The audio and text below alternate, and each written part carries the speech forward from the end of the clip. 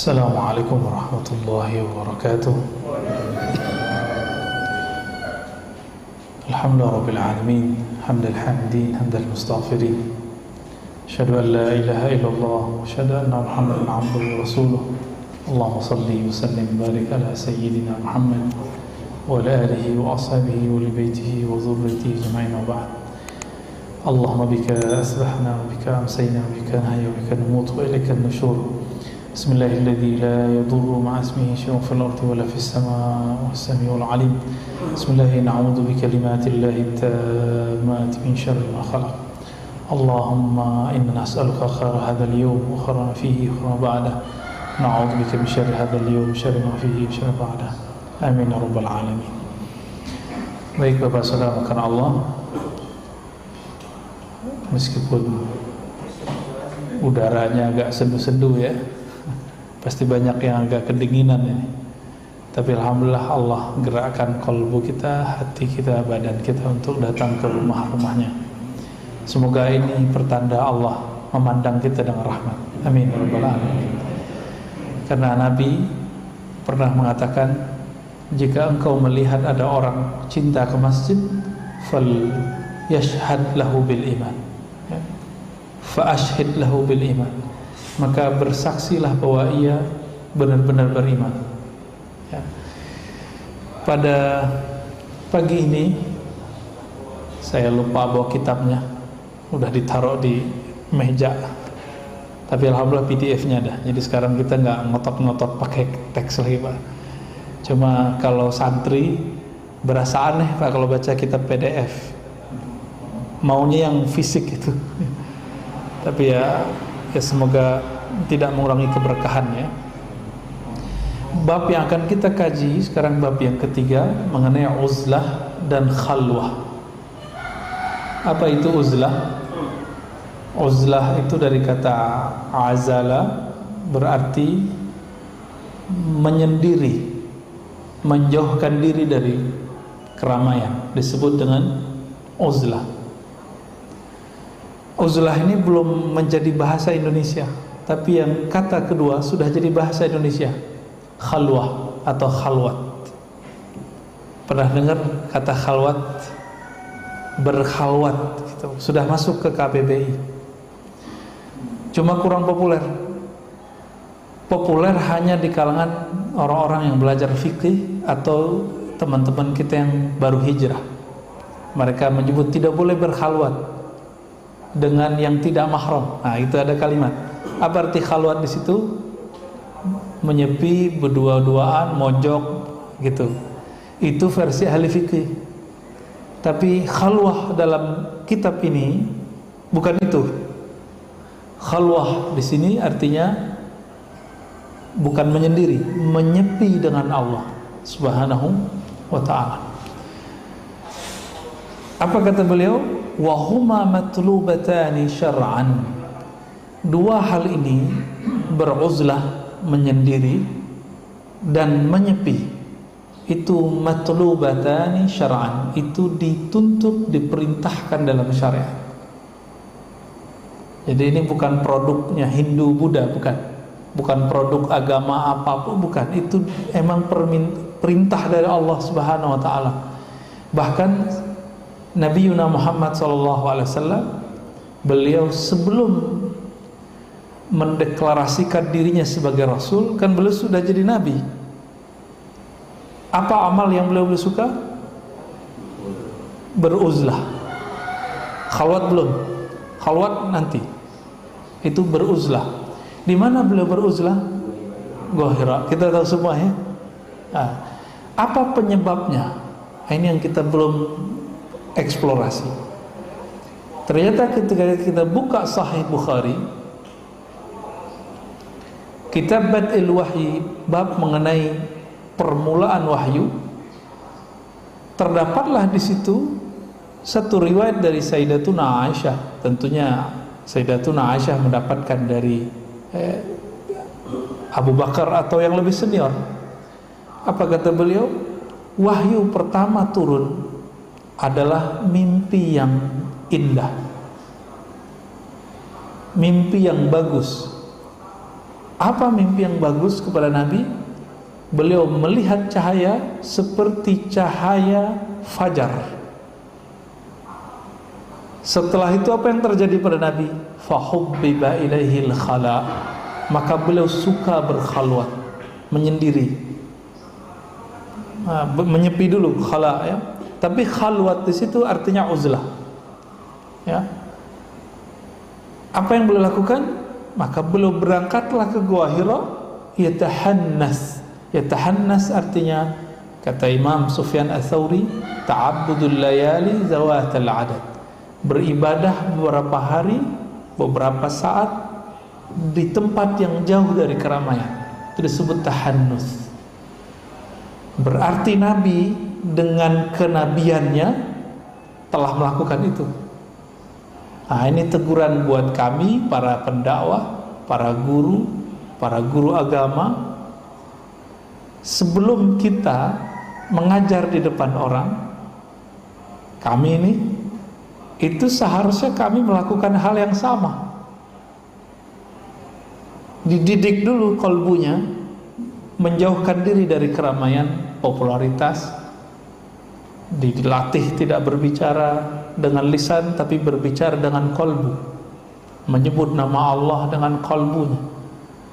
Jika sudah terlatih, nanti baru boleh muncul keluar. Tapi sekarang kan enggak, Pak. Mu'alaf pun baru mu'alaf udah ceramah, benar enggak? Maka lihatlah, yang mengacaukan Islam di negeri ini salah satunya mu'alaf yang tidak pernah nyantri. Tapi coba lihat mu'alaf yang nyantri, produknya ada, bank syariah, tahu ya? Tahu maksud saya pasti ya? Nah, itu mu'alaf, dia kemudian belajar, nyantri dulu. Coba lihat, dia tidak haus popularitas, dia menjalani aja. Beda dengan yang ngaku mantan pendeta kayak, mantan apa kayak, mantan semuanya. Itu banyak hoaxnya, mengacaukan kita. Tapi kok umat senangnya yang begitu? Nah, ini yang menyedihkan. Akhirnya umat tidak mendengarkan kiai, yang didengerin mantan itu. Karena kalau mereka ngomong jelek-jelekin, hati-hati Pak.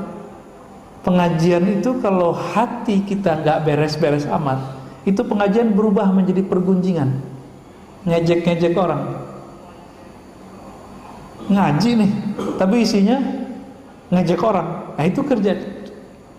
Coba aja lihat, apa perlunya dia ngata-ngatain agama lamanya? Ya, kan nggak boleh.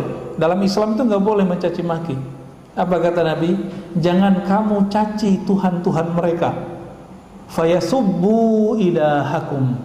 Kalau engkau mencaci Tuhan-Tuhan mereka, agama-agama mereka, mereka akan kembali mencaci Tuhanmu, sesembahanmu. Maka kita lihat hari ini, dulu cuma ada YouTube hijrah. Sekarang ada Pak, YouTube murtadin, orang-orang murtad, YouTube orang-orang yang membantah-bantah ajaran Islam. Udah banyak hari ini. Salah siapa? Salah kita Pak. Kita demen yang begitu. Ya. Jadi beruzlah dan berkhalwah itu bagi seorang dai itu adalah nyantri. Dia berguru kepada ahlinya, lalu mengamalkan apa yang dia pelajari. Itu yang disebut beruzlah dan berkhalwah. Apa kata Nabi SAW? Khairun nas rajulun yujahidu fi sabilillah binafsihi wa malihi. Manusia terbaik itu ada dua. Pertama, yang berjuang dengan jiwa dan hartanya. Yang kedua, kita udah tahu itu. Yang pertama ini yang kita udah tahu. Yang kedua belum. Rajulun ya'budullah fi sya'bin minasyi'ab. Seseorang yang beribadah di lembah-lembah atau di hutan-hutan atau di pelosok-pelosok, di tempat yang sepi. Wa yada'un nasu min syarrih. Sehingga orang-orang, bukan kita ya, sehingga orang lain terhindar dari keburukannya. Nah, perhatikan. Ini uzlah yang benar. Uzlah yang benar itu kita menjauh dari manusia, bukan merasa manusia jorok kotor, tapi kita merasa diri kita yang kotor. Nah, ini berarti uzlahnya Islami, ruhi. Kalau uzlah syaitani, uzlah syaitan yang mana? Yang sombong. Dia merasa dirinya bersih, kalau bersama dengan manusia yang lain, dia nanti kotor. Dia dikotori oleh orang lain. Maka kata dia, saya beruzlah untuk menghindari keburukan-keburukan manusia. Nah, berarti itu syaitan itu Pak dalamnya. Nanti kalau dia dapat ilham saat dia beruzlah, itu ilhamnya bukan ilham malaki, tapi waswas syaitani. Bukan ilham malaikat, tapi waswas syaitan. Ada orang yang habis nyepi di Gunung Salak ngaku jadi nabi kan? Bener? Masih ingat? Namanya siapa? Ahmad Mosodek. Tuh, canggih kan? Keluar-keluar dari Gunung Salak udah ngaku aja jadi nabi dan rasul. Dan ada pengikutnya Pak. Itu anehnya. Pengikutnya bukan orang-orang bodoh juga, orang sekolahan juga. Ada juga yang ikut perempuan yang sekarang botak. Tahu? Ya. Yang ikut salah satunya dulu adalah senior kita di kampus dan dosen. Kurang cerdas apa? Pas kita tanya, Prof, kenapa ente masuk sono? Jawabannya apa? Ya saya penasaran. Katanya ini orang berguru sama Jibril. Kita coba juga nih gimana nih murid Jibril, santri Jibril gimana? Ternyata zong ya, nggak ada, bohong. Yang datang iblis, yang datang setan Pak. Oleh karena itu dikatakan dalam kitab ini, waqala ahlul haqiqah al khalwatu sifatu ahlus saffah, sifatu ahli saffah. Berkhalwat itu menyepi sendiri, itu adalah sifatnya orang-orang yang hatinya bening. Sedangkan beruzlah, menyendiri, menjauh dari manusia, min amaratil uslah, adalah tanda-tanda kita akan usul sampai ke hadirat Allah Subhanahu wa ta'ala. Tapi uzlah itu ada dua. Ada uzlah awam, ada uzlah khasah. Uzlah awam, benar-benar fisik kita pergi Pak. Kita nggak gabung dengan orang karena khawatir kita bisa merusak orang awam. Itu uzlah awam. Ini yang benar. Yang nggak benar tadi yang mana? Yang dia merasa manusia rusak. Kalau dia bersama manusia, dia merasa akan dirusak oleh orang-orang lain. Nah, ini orang nih, ini setannya yang dalamnya nih Pak, yang membisikkan kepadanya setan. Karena dia dibisikkan oleh setan, dikatakan kamu ini suci, ya, kamu tidak boleh bersama mereka. Nanti kamu dirusak oleh mereka. Jadi dia suuzon sama orang. Suuzon sifat setan atau sifat malaikat? Setan, ya. Maka beliau mengatakan di sini, uzlah yang kita menghindarkan orang dari keburukan kita, inilah uzlah sifatul atqiya yang dilakukan oleh orang-orang bertakwa. Inilah yang dituntut dalam agama. Sedangkan uzlah karena kita merasa suci, orang lain kotor, lalu kita menjauh dari mereka, ini adalah uzlah syaitan, ya. Beliau sebut kalimatnya kira-kira begitu, ya. Sifatus syaitan li'annaha anafatun min khalqillah wa takabburu iblis, ma'nahu ana khairum minhu. Karena itu adalah sifat dari syaitan yang dulu mbahnya syaitan bernama iblis itu mengatakan ana khairum minhu, aku lebih baik daripada si Adam. Yang ngomong begitu siapa? Iblis. Nama aslinya Azazil, dan itu disebutkan dalam tafsir-tafsir yang sahih.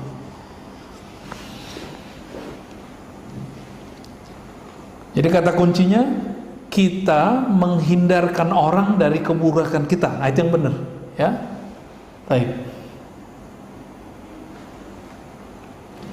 Jadi dulu di masa Bani Israel yang mereka beriman kepada Nabi Musa, ada seorang rahib yang selalu beruzlah, tidak pernah mau gabung dengan orang. Lalu ketika ditanya, apakah engkau menjauhi keburukan makhluk? Apa jawabannya? Enggak. Apakah engkau pertapa? Enggak. Engkau ahli semedi? Enggak. Aku, di dalam diriku ada anjing galak yang sedang aku jinakkan. Maka aku bawalah ke padang yang luas, ke hutan yang belantara. Khawatir nanti nyalak orang. Nanti kan bahaya Pak, kebun binatang keluar semua.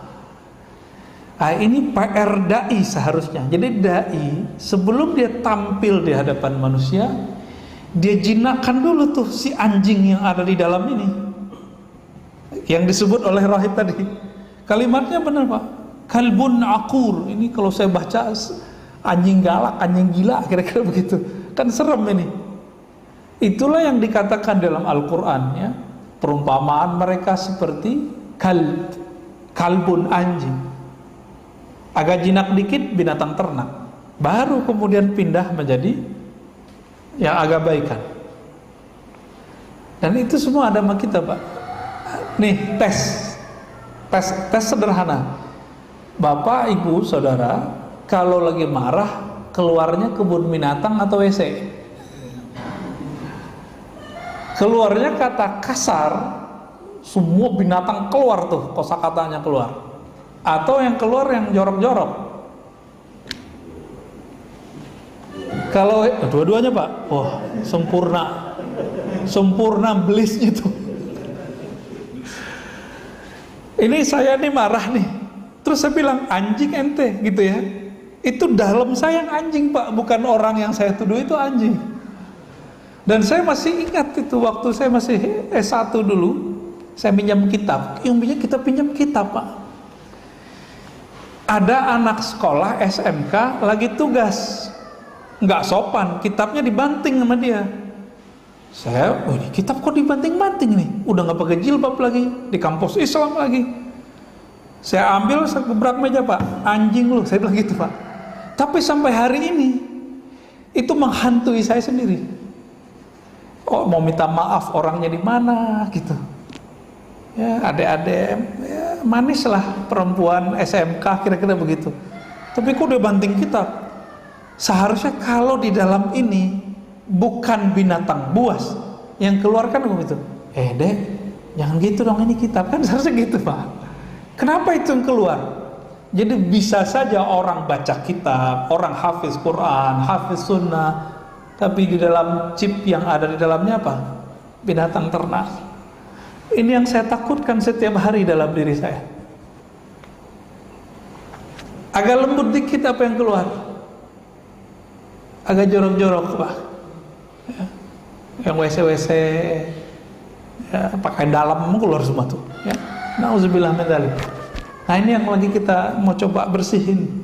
Saya lagi berlatih itu, semoga bapak saudara juga berlatih itu ya.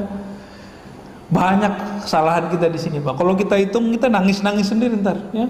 Ngaji kalau nangis tak setan bisik lagi, "Loh, kamu hatimu lembut ya." Bisa nangis. Nah, terlepot lagi kita. Allahumma sholli ala.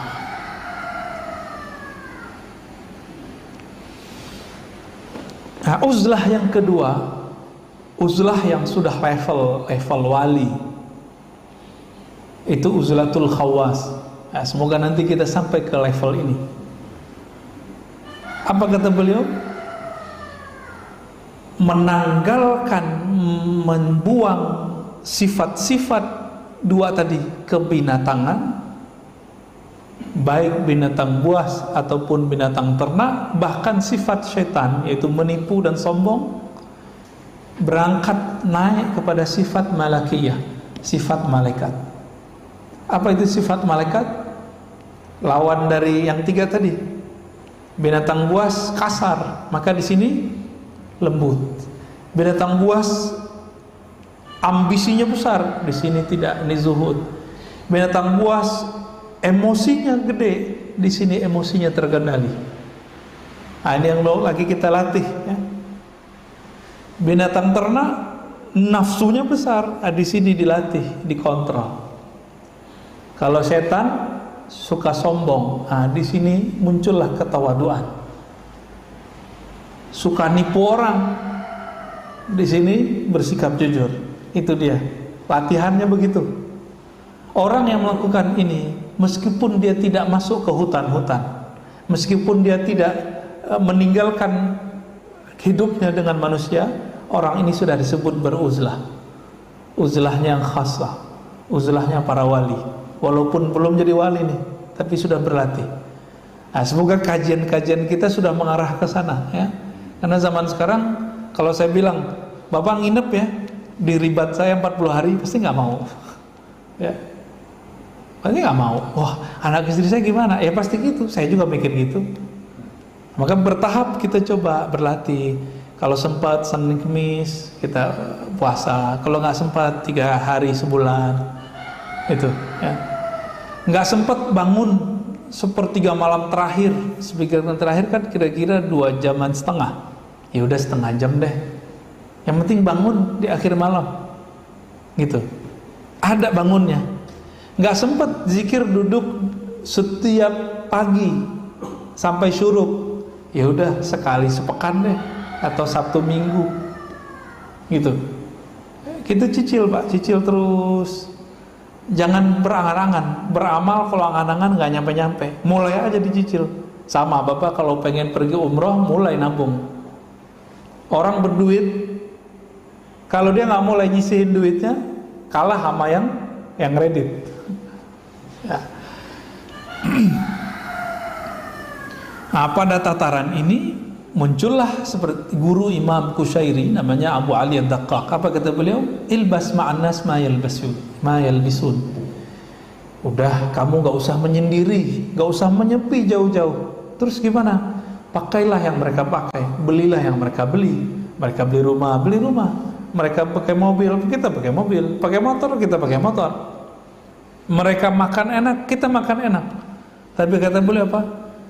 Wan farid anhum bisirrik. Tapi kamu harus mempunyai rahasia dengan kalbumu bahwa engkau merasa dipandang oleh Allah Subhanahu wa ta'ala. Bisa Pak jaga ini. Kalau nggak perlu berlatih. Nabi udah terjaga sirnya, tapi 10 hari terakhir masih itikaf nggak? Masih. Nabi itikaf pindah tempat tidur atau gimana Pak? Kita kalau itikaf sekarang pindah tempat tidur. Ngobrol, kalau dulu ngobrolnya apa? Sekarang ngobrol juga. Udah berapa nih tempat itikaf saya lihat? Sama persis. Yang paling menggenaskan apa? Dan menggemaskan Pak, Ustadz yang ngisi kajian itikaf nggak itikaf. Dia pindah-pindah tiap malam, ya. Malam ini di sini. Alasannya apa? Saya pakai itikaf fikih. Di fikih kita nginep 1 jam saja di masjid, itu itikaf. Itu itikaf fikih. Itikaf Ramadan bukan itu. Itikaf Ramadan tanggalkan itu semua. Kalau mau ekstrim lagi, kayak Nabi di Gua Hira. Nah, ini ustadz-ustadz ini loh diberi rukhsah oleh Rasulullah ini. Masa nggak mau lagi kan? Akhirnya jamaahnya dapat Lailatul Qadar. Si ustadznya masih di mobil, di motor. Itulah kejadiannya Pak hari ini. Malu kita kepada Allah, ya. Maka saya mewajibkan ke dalam diri saya 10 hari terakhir, kalau nggak pandemi biasanya udah di surau, di masjid atau di zawiyah. Nggak kemana-mana lagi, nggak banyak ngomong lagi. Makan juga dikurangi, cuma kurma, air putih, udah cukup. 10 hari itu efektif menurunkan berat badan dan berat dosa Pak. Apa faedah beruzlah? Baik yang pertama tadi, uzlah secara fisik dengan niat supaya manusia tidak ternodai oleh kita, dan yang kedua uzlah secara ruhani, sir. Apa kata beliau? As-salamah minal ghaibah. Selamat dari gibah. Itu ghibah fikih. Ada ghibah yang lain. Ghibah versi ulama wali itu teringat selain Allah, itu ghibah juga. Ya. Jadi bagi seorang kekasih Allah terbersih di kolbunya, lalu dia ikutin selain Allah, itu sudah ghibah. Berarti Allah gaib dari dirinya. Karena ghaibah artinya kosong, tidak hadir, nggak terkoneksi kepada Allah. Tapi kalau bagi orang awam seperti kita nih, ghaibah apa? Ghibah. Ghibah udah bahasa Indonesia ya. Asalnya ghaibah Pak, dari kata ghaib. Ghaib, membicarakan yang tidak hadir disebut ghaibah. Bahasa Indonesianya ghibah. Itu mah standar ya. Nah, kalau ingin mau naik kelas kita, tidak membicarakan selain Allah di dalam kolbu. Nah. Dan yang kedua, ar-riya. Riya ini kan macam-macam juga lapis-lapisannya. Nah, riya secara umum, orang yang beruzlah, berkhalwat, dia dapat rahasia, dia selamat dari riya. Riya itu sederhananya beramal pengen dilihat, karena dari kata ra'a, yara, ada ru'yatan, ada riya'an. Nah, ini riya'an. Riya artinya saya baca buku, baca Quran, pengen dilihat. Saya berjenggot, pengen disebut ustaz. Saya pakai gamis, pengen disebut soleh. Saya jingkrang, pengen disebut pengamal sunnah. Apalagi kalau dulu tuh orang umroh tuh paling gampang dia kena riya. Bercampur dalam sum'ah, pamer. Dipasanglah status foto di belakang kita Ka'bah, sopan gitu. Tuh lagi depan Ka'bah nih, gitu. Udah kena udah. Padahal kesana bukan untuk itu. Nauzubillah min dzalik ya. Semoga Allah jaga kalbu kita dari itu. Kalau mau narsis-narsis Pak lagi umroh, beresin dulu umrohnya. Udah selesai, khatam satu putaran sampai sa'i, udah tahallul, bebas mau ngapain silakan. Ini baru tawaf 7 kali belum beres udah foto-foto segala ya. Saya tinggal aja tuh, jamaah. Emang kita bukan jadi guide-nya, bukan. Saya ikut dengan mereka. Kebetulan mereka nggak tahu kalau kita guru ngaji dikit-dikit ya.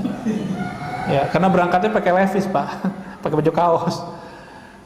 Dikira orang awam gitu ya. Saya awal-awal datang, mereka udah mulai, wow Ka'bah, foto yuk, langsung foto. Belum nyampe 7 udah foto bareng, baris. Masya Allah, itu kejadian. Nggak sabar dia mau kasih tahu ke dunia, woi saya sudah nyampe di depan Ka'bah.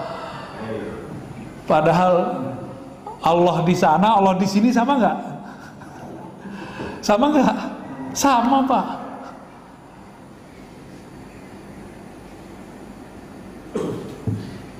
Itu riya paling ringan, pengen dipuji, pengen dilihat. Dan sekarang riya itu gampang karena lewat sosmed. Ya, pakai kan ada sekarang pakai location ya, pasang status lokasi. Waduh, lengkap Pak sekarang. Alat-alat riya itu gampang sekarang. Ada riya yang lebih berat.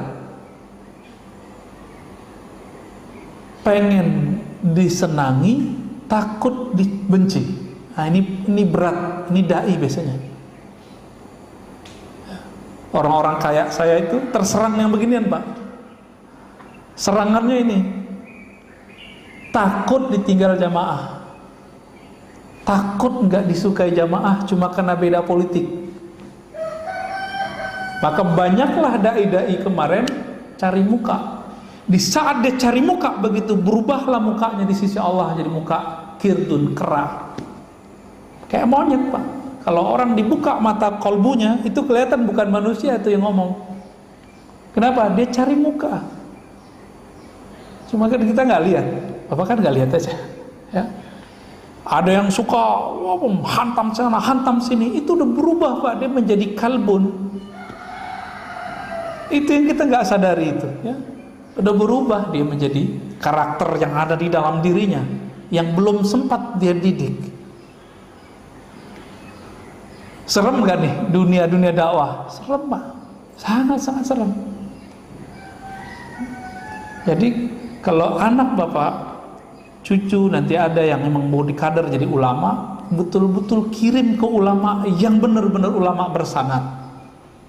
Ya, yang santrinya ini ditempa, maka anak kita kalau dihukum di pesantren ridhoi Pak, itu bermanfaat bagi rohaninya. Mau disuruh berdiri satu kaki ya sekarang kan udah gak ada lagi begitu-gitu. Dulu digampar biasa, disuruh direndam gak apa-apa, menghabiskan egonya sampai dia tahan banting. Sekarang kan enggak, dilaporin gurunya. Teman-teman kita di Bogor, di Bekasi, ada yang udah masuk penjara Pak, dilaporin sama murid-murid durhaka ini. Nauzubillah min dzalik. Bakal jadi ulama nggak tuh? Jadi ubaru palingnya. Nah, ria yang ini nih, itu kalau nggak dibimbing oleh seorang guru yang ahli kolbu, ahli rohani, nggak akan selamat. Nggak bisa sendiri Pak, karena ria itu ada di dalam ini. Mau baca buku 1000 nggak hilang dia mesti dilatihkan oleh ahli yang sama. Ini mohon maaf, ini kan ada panahan nih depan, kita udah lihat di video, ada bukunya, modulnya, bisa nggak langsung praktek? Tanya sama ustadz kita, bisa nggak? Nggak bisa, tetap harus dipegangin. Nih pegang ini, tangannya harus belajar gimana? Tetap dibimbing awalnya. Udah bener nih cara megangnya, sekarang fokusnya. Udah nih, biar nggak ambisi, doa dulu ya kan, supaya nanti kalau kena bagian tengahnya tidak ada rasa sombong. Ada nggak tukang panah, ahli panah, trainer panah yang latih sampai ke sana? Kan nggak ada sekarang. Nggak nemu saya kecuali orang Turki. Orang Turki itu kalau mereka mau manah, mereka doa dulu Pak, baca Fatihah, istighfar, ketika manah takbir, sehingga ketika nyampe yang dia besarkan hanya Allah, bukan dirinya. Wah kerennya gua, kita nggak ada muncul itu. Latihan kuda, ya, saya suka Pak, walaupun belum lancar-lancar amat naik kuda tuh, ya, enak di badan. Tapi kalau ada perasaan tadi, nggak berzikir ketika main, ketika kita berlatih, ada perasaan, wah gue mau bentar doang udah bisa, yang lain sebulan belum bisa begini, ada perasaan begitu. Apalagi ngurusin umat, ya, ngurusin umat kalau nggak ada latihan begini, nanti dia akan mengikuti selera umat, bukan umat mengikuti selera ulama. Itulah kejadian. Lihat aja Pak, nanti kejadian begitu lagi 2024 ya, 2025 ya, pemilu ntar begitu lagi, ntar coba aja lihat. Semoga kita terjaga ya. Saya takut akan berubah itu, karena hanya Allah yang merubah kolbu. Nggak ada jaminan nih saya benar terus, nggak ada. Apalagi kita semua nih ya, sama semua ya.